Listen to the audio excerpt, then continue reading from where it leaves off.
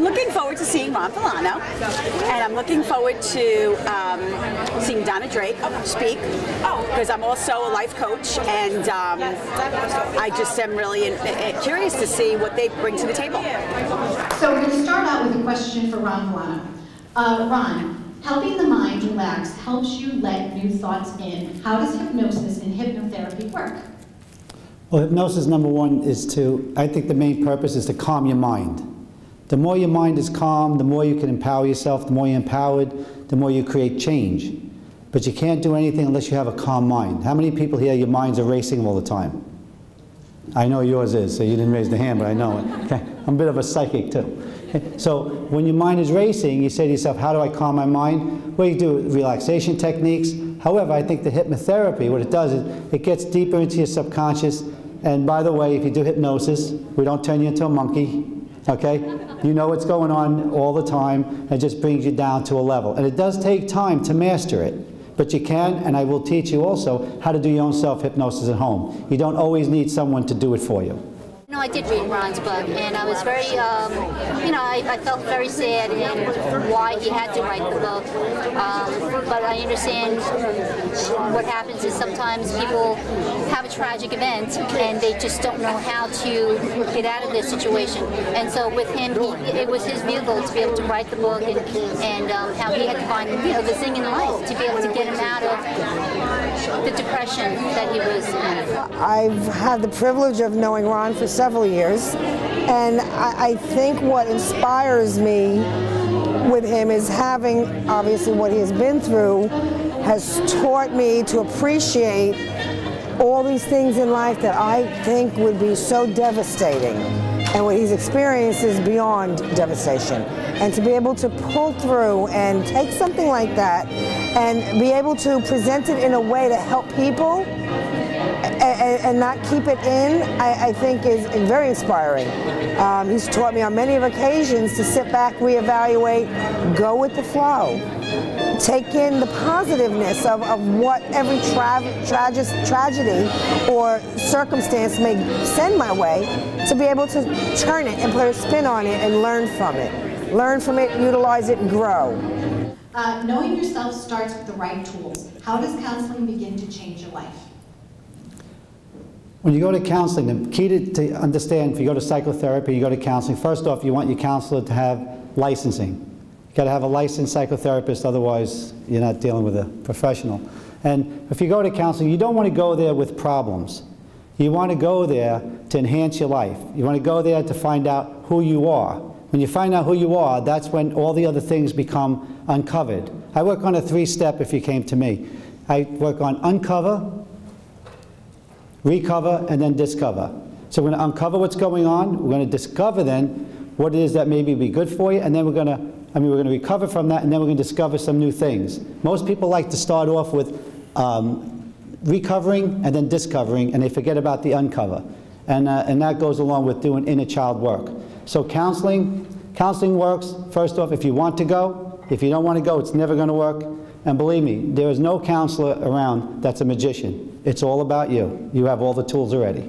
And I know one thing about our panelists is that they really are here to help you embrace the essence of life. And Ron, I know you have a book, The Zing. Tell us about how your book can help people. Well, my book is about going back July 22nd, 1998. I lost my son Michael in an auto accident at 17 by a tractor trailer. And I said when I lost him, I said he took my life. Now I say he gave me life. So the book, The Zing, is to live life 2 levels above passion. The book isn't about losing someone. What the book is about is that you gain who you are.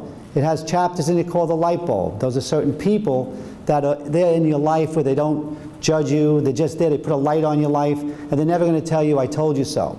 There's chapters called The Dumpster.